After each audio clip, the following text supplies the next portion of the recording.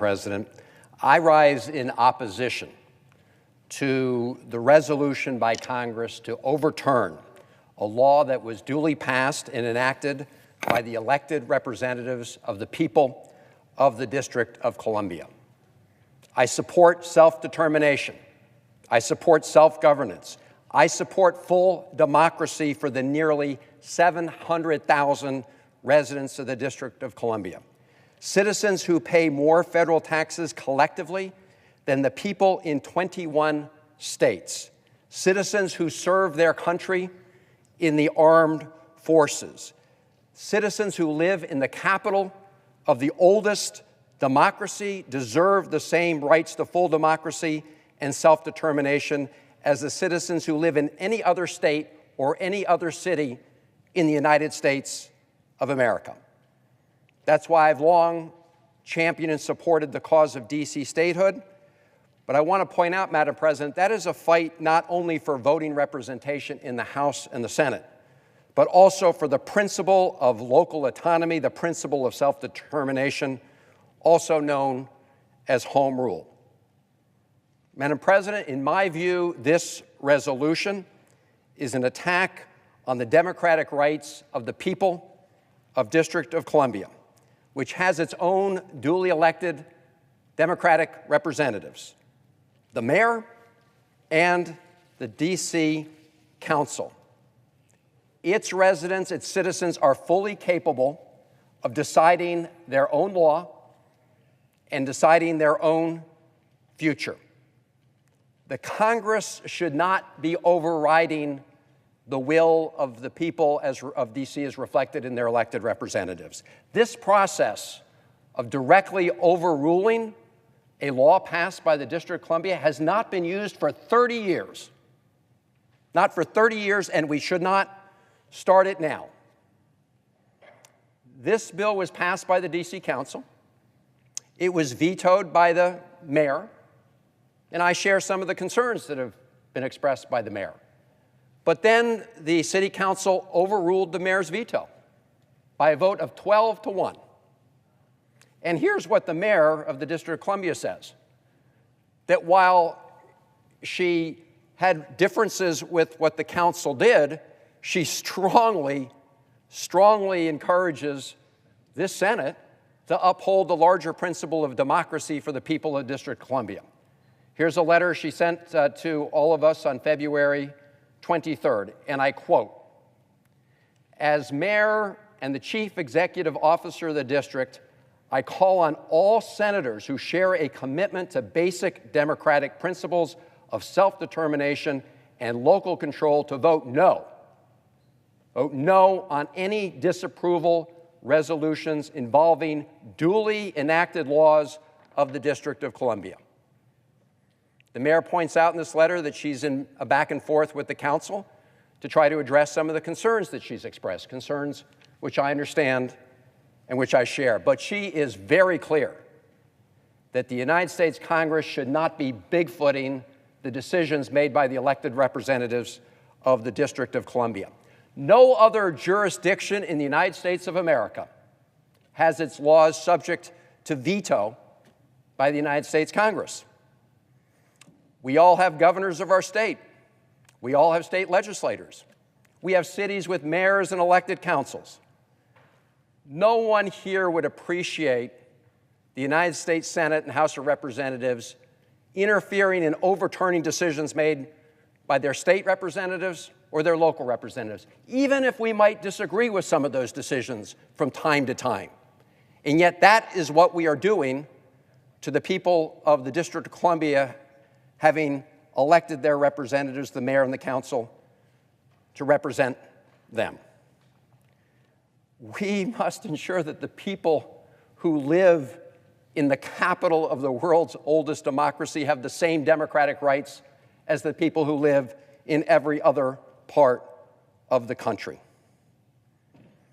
Now, Madam President, I do want to address some of the particulars here, because we've heard from lots of people, especially our Republican colleagues, that what the D.C. Council did and the D.C. government did was so egregious that we have really no alternative but to make a decision we haven't made for 30 years, which is to overturn a law that was duly passed by the D.C. government. So let's take a look at it. Even opponents within the District of Columbia acknowledge that the great majority of the revised criminal code is non-controversial, providing essential updates and clarification to a criminal code that is in desperate need of modernization. The mayor herself, who vetoed the legislation, said she supports 95% of it and has offered concrete proposals to address the other concerns. But she points out that even though she disagrees with 5%, that's no reason for the United States Congress to overturn a law that was passed by the government of D.C. Why did the District of Columbia revise its code? Because it's hopelessly outdated and confusing. It was written in 1901, more than 120 years ago. Many of our states have updated our laws since then, most of them, if not all of them. But in D.C., while they'd made some changes to some parts over that 120 years, they had never taken a comprehensive look at the D.C. criminal code. We all know a lot has changed since 1901. And so the revised D.C. code is the result of an exhaustive effort led by the Criminal Code Reform Commission, an independent D.C. agency established in 2016 and comprised of nonpartisan experts. The commission drafted the code over nearly 5 years in a fully public process that included 51 public meetings, extensive public feedback, and robust negotiations. The advisory group that unanimously approved of the recommended changes included representatives from the Office of the U.S. Attorney for the District of Columbia and the Office of the Attorney General for the District of Columbia. The new code removes some obsolete provisions. It ensures that sentences are more proportionate to the actual sentencing. It simplifies overlapping charges and addresses missing and inconsistent laws that create legal loopholes that people have been able to slip through. Now, while I may not have supported every one of these hundreds of provisions in the revised criminal code if I were sitting on the D.C. Council, I'm not sitting on the D.C. City Council, and neither is any senator in this chamber. None of my 99 other colleagues were there to hear all the testimony that was heard by those who made these decisions on behalf of their constituents as elected representatives.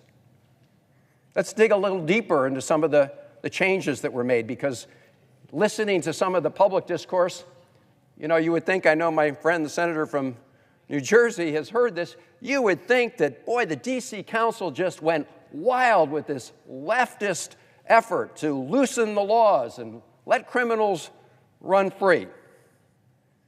Well, let's take a look at what they did. They raised some penalties. In some cases, they looked at actual sentences, not just in D.C., but other states, and lowered them. In some cases, they closed legal loopholes. Here's where they raised penalties. Attempted murder. The current maximum sentence in the District of Columbia is 5 years in prison for attempted murder. The maximum under the new D.C. law, 23 and a half years for attempted murder. How does this compare to other states? Well, there are at least 7 of our states that have maximum penalties for attempted murder below the new D.C. maximum penalty for attempted murder. I see the Republican leaders not on the floor. The state of Kentucky has a lower sentence for attempted murder than the revised D.C. code has. Maybe tomorrow I should introduce a piece of legislation to raise the penalty for attempted murder in the state of Kentucky, because I just don't think that's good enough for the people of Kentucky. That's what we're doing here. We're substituting our judgment for the considered judgment of the people of District of Columbia. Let's look at another area, attempted sexual assault. The D.C. government increased penalties for sexual assault from 5 years to 15 years. Again, I surveyed some of our other states.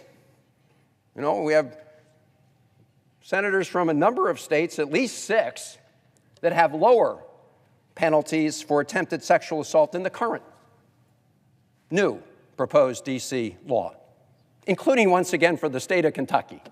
The state of Kentucky has a lower maximum penalty for attempted sexual assault than the new revised D.C.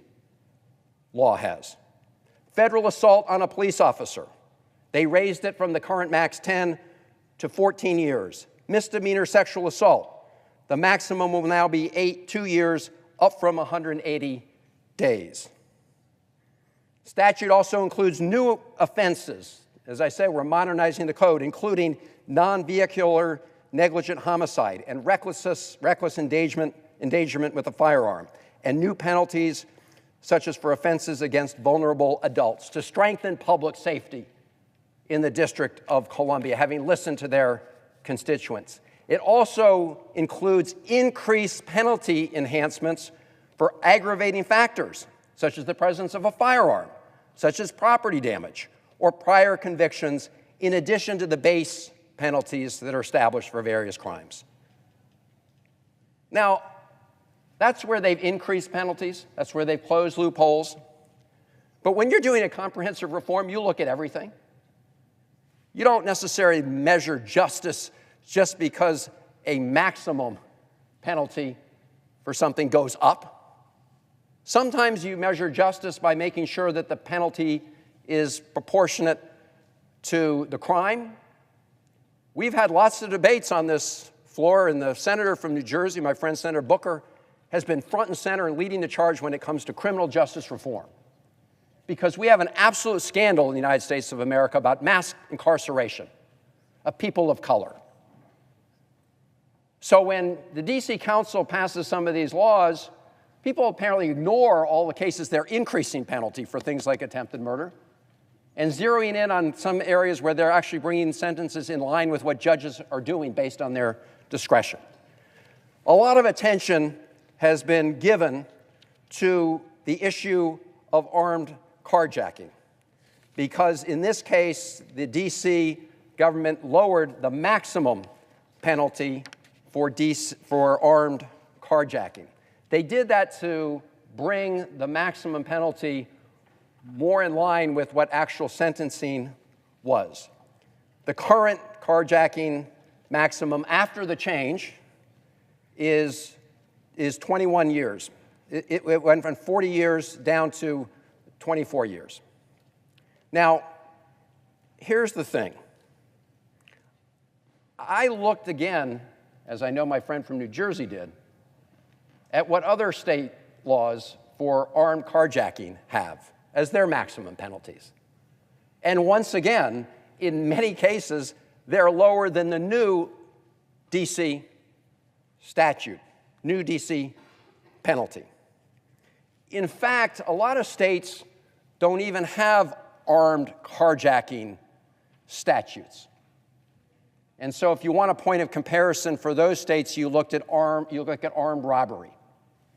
Now, when you look at states with armed carjacking statutes and you look at the penalties they apply for armed robbery in carjacking cases, you find that 15 states have lower penalties than the new, lower D.C. maximum penalty for armed carjacking.